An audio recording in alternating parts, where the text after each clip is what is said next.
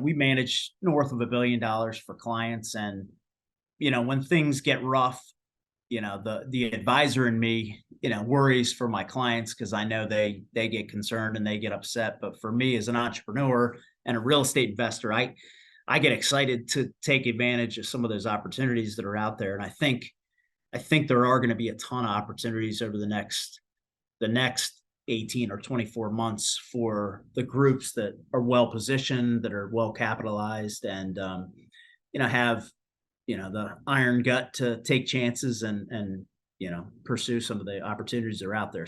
Welcome to the How to Scale Commercial Real Estate Show. Whether you are an active or passive investor, we'll teach you how to scale your real estate investing business into something big.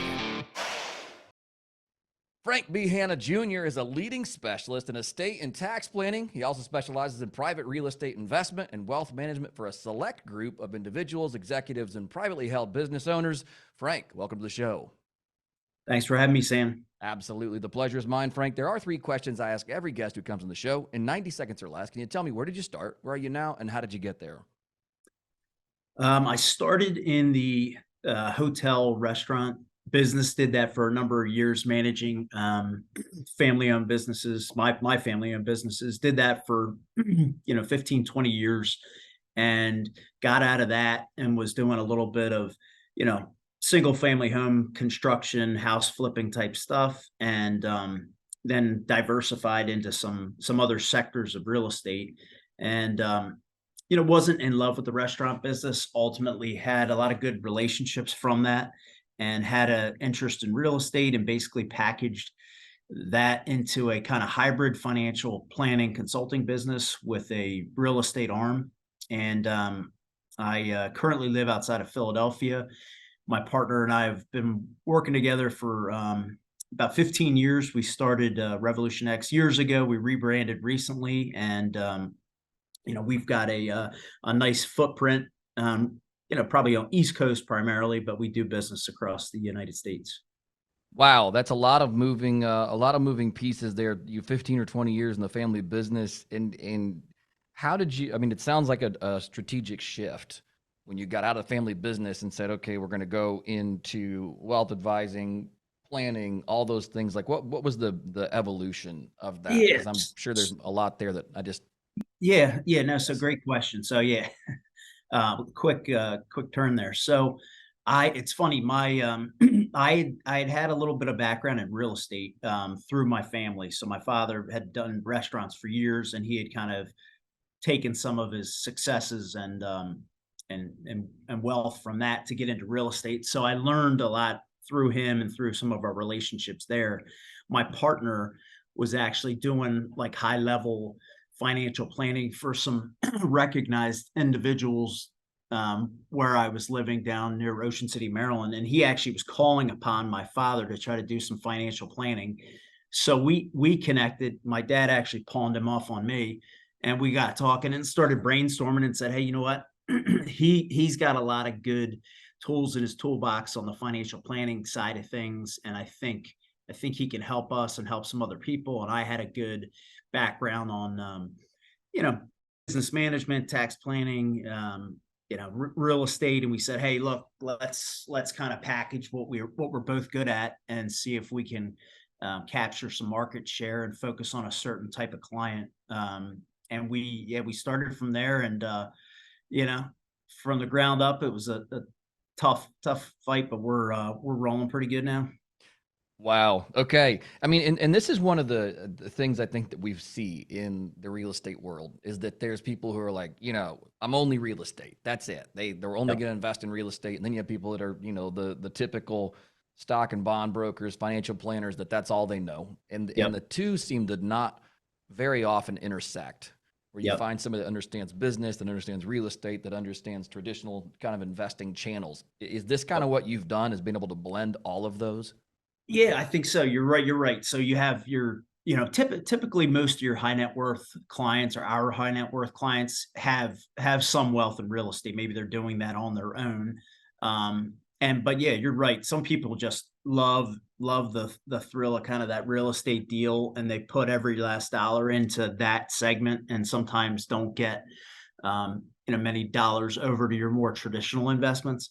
And then you have the other people that, save into their, 401ks or the brokerage accounts. And that's how they kind of grew up and were taught that way. And ultimately those people, never really, transcend into the real estate space because they don't really know where to start. So what we've done is taken some of those more sophisticated real estate deals and package them in a way where they are securitized and people can invest and get access to some of those deals. And yeah, we've kind of bridged that gap where you can have the best of both worlds. And most of our clients, will typically, dabble in both spaces.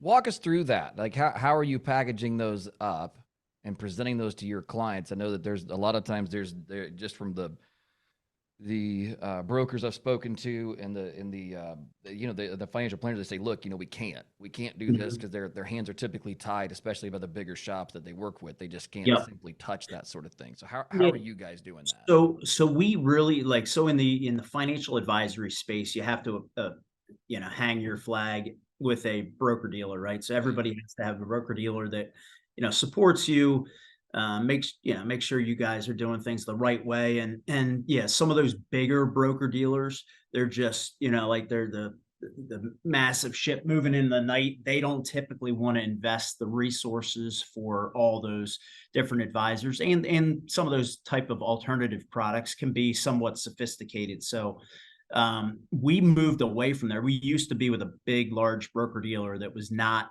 favorable. They didn't want to do anything that was out of the, quote unquote, vanilla or the norm. And now we work with a broker dealer that their sweet spot is in the alternative space. They focus on a high-end advisor, high net worth clients, and they give us access to some of the best stuff that's out there. So between us and them, we basically vetted the marketplace across, the continental US and basically found some of the biggest players that had the most sophisticated offerings in, their kind of sweet spot or asset class.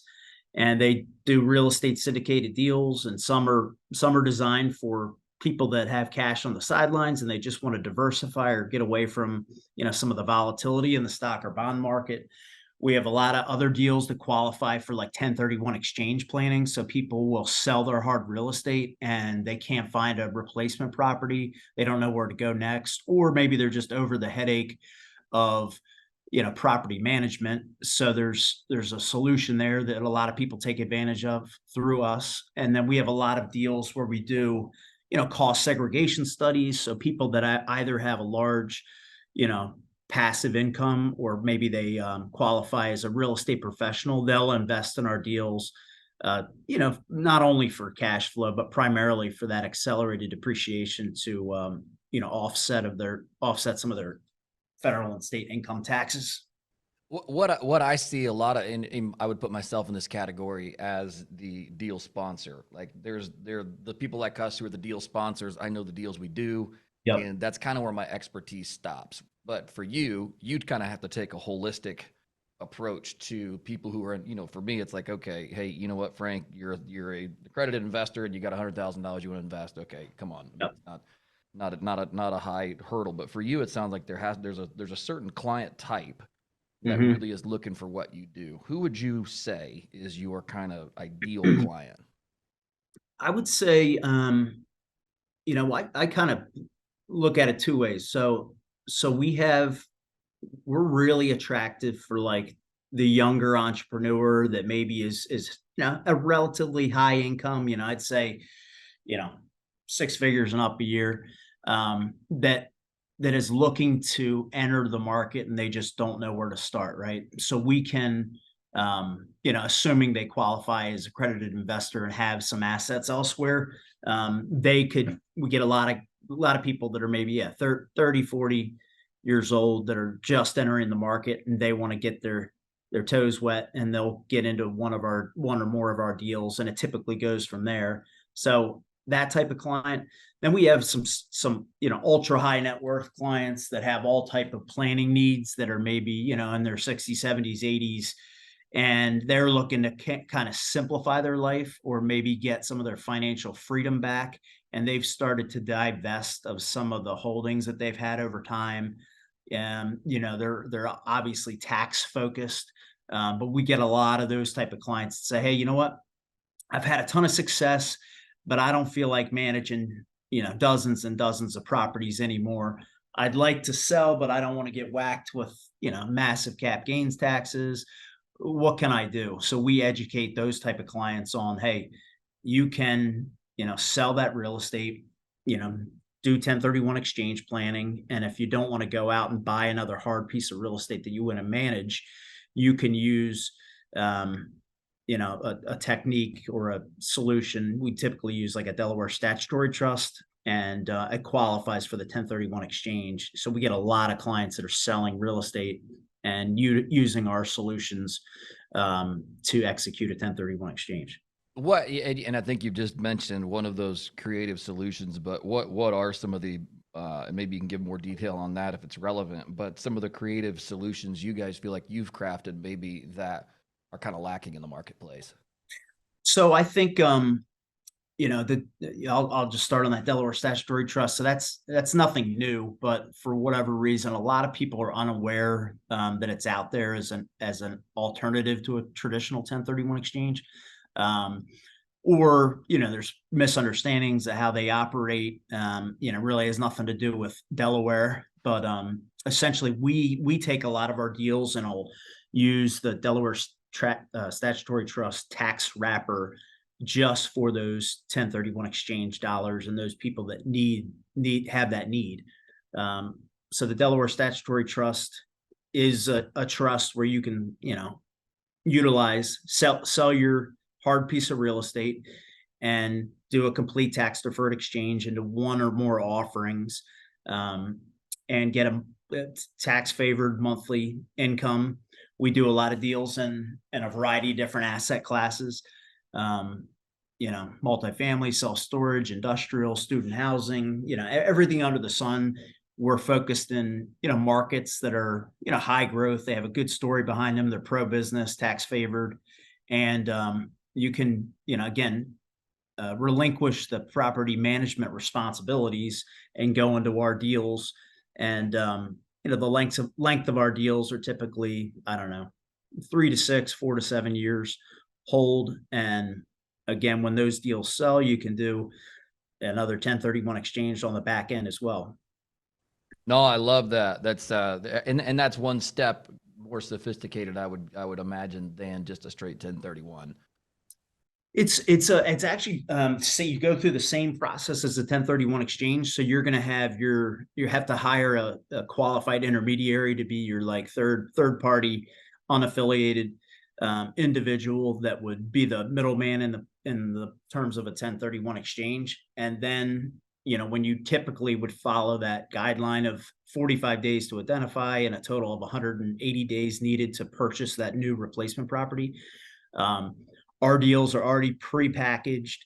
They're approved. They're ready to go. At any given time, we probably have 15 different Delaware Statutory Trust programs that are available. And you can list them right on your ID sheet and invest those dollars.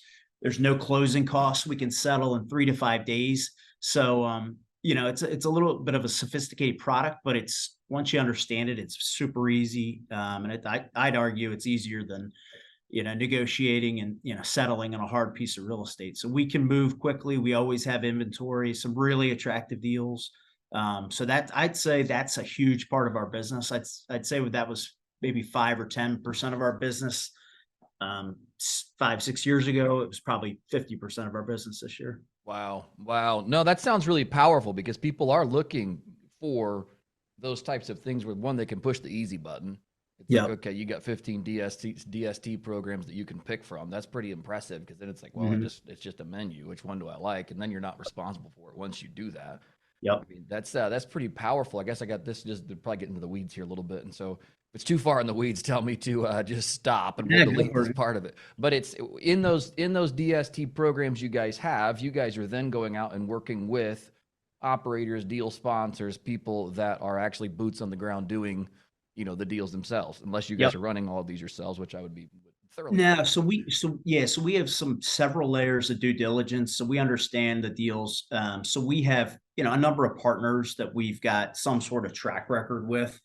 But we don't rubber stamp, any deal just because of who's bringing it to the table. So we typically, get word either that, hey, this is coming to market, or they're thinking about putting this deal together. And then we have our team do a very thorough analysis of the program. We visit the property, do, every type of study imaginable, and look at the financials and say, hey, this is a deal that we think has a high probability of success. We're going to approve it and put it on our platform.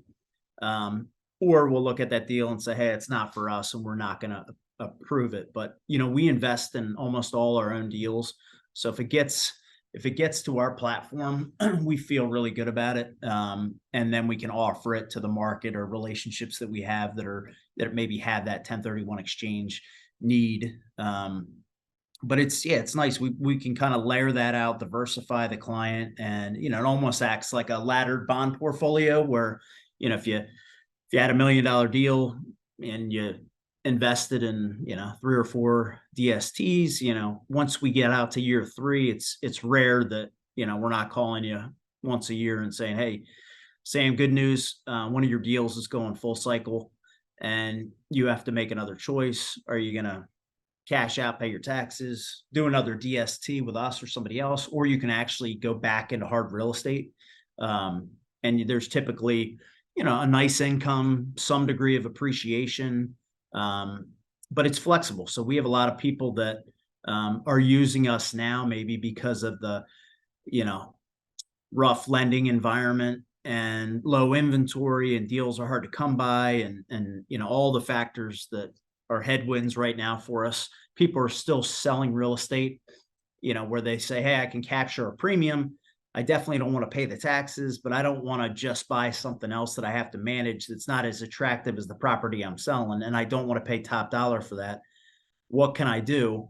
Well, you could park it in a DST with us for a handful of years, let the market, reset, and then go back into hard real estate, in some time.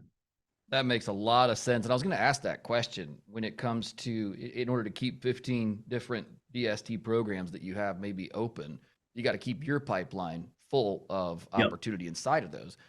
If those are single asset syndications, I mean, those are typically time bound. So it seems like you'd have a lot of deals coming in and out. And I was going to just ask, how do you keep track of that? If there's that many, deals all at once. Programs. Yeah. So we've got, again, we're not doing everything ourselves. Sure. So those sponsor companies that we're working with, they do the day-to-day management opportunity or responsibilities.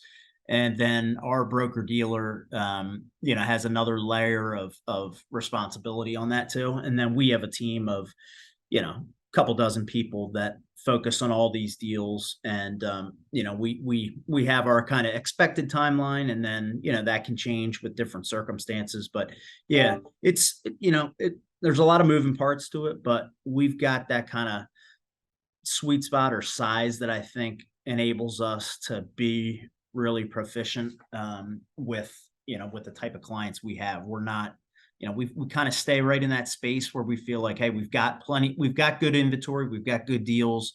We don't have, too little where we can't meet the need, but we're not approving, much more than that just because there's not a need there. So we feel good about our business model and the support and the partners that we have to help manage that. But it can change over time. I'd say 15's around what we typically have. Some of them can be a handful of assets. Some of them are single assets, but all depends. Got it. Very, very good. I want to shift gears here just slightly. When you're talking to your ultra high net worth investors, what is your kind of subjective opinion of how their view and market sentiment, I guess you will, how they view the market? How has that changed in the last 12 to 18 months?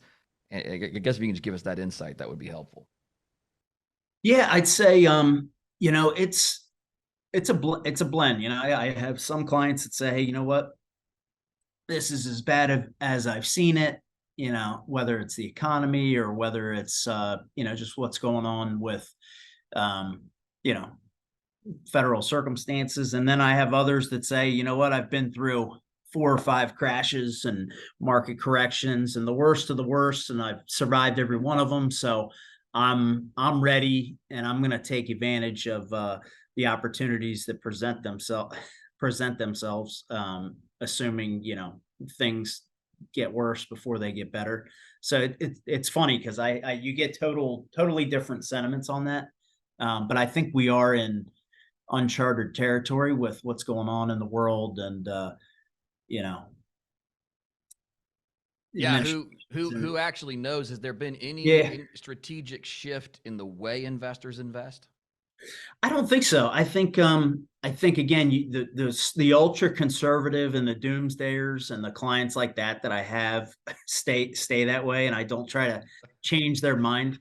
But there are those people that are out there, and then there's the others that, hey, they just keep operating, assuming there's going to be a tomorrow, and they've had success. And it's funny because we manage north of $1 billion for clients, and when things get rough, the advisor in me, worries for my clients because I know they get concerned and they get upset. But for me as an entrepreneur and a real estate investor, I get excited to take advantage of some of those opportunities that are out there. And I think there are going to be a ton of opportunities over the next 18 or 24 months for the groups that are well positioned, that are well capitalized, and have the iron gut to take chances and pursue some of the opportunities that are out there. So yeah, two sides of it. I look at it that way, but I do think there's going to be a lot of really good opportunities that are going to come available soon.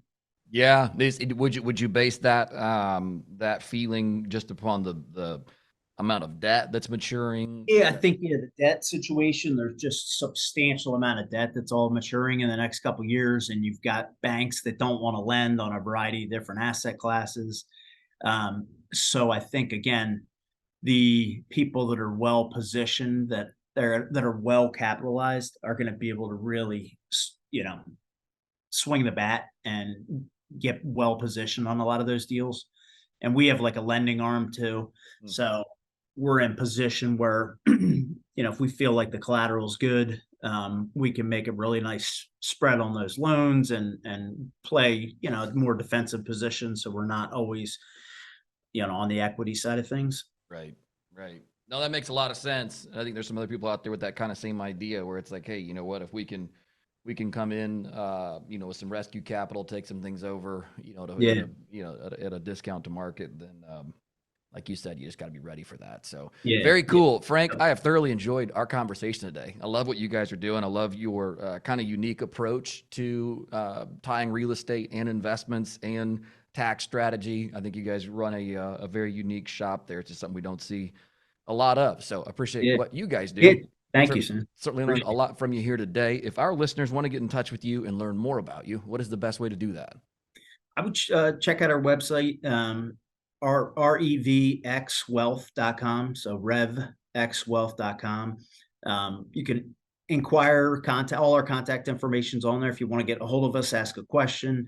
That RevX Wealth is all over social media too. If you want to search, follow us. There's a lot of good content out there that we put out, from the ultra sophisticated maneuvers to just really good basics to follow. But yeah, happy to talk to anybody that's out there, answer questions, confident you get value out of a brief conversation with us. Awesome. Frank, thank you again for the time today. I certainly appreciate it. Yeah, thank you, Sam. Hey, thanks for listening to the How to Scale Commercial Real Estate podcast. If you can do me a favor and subscribe and leave us a review on Apple Podcasts, Spotify, Google Podcasts, whatever platform it is you use to listen, if you can do that for us, that would be a fantastic help to the show. It helps us both attract new listeners as well as rank higher on those directories. So appreciate you listening. Thanks so much, and hope to catch you on the next episode.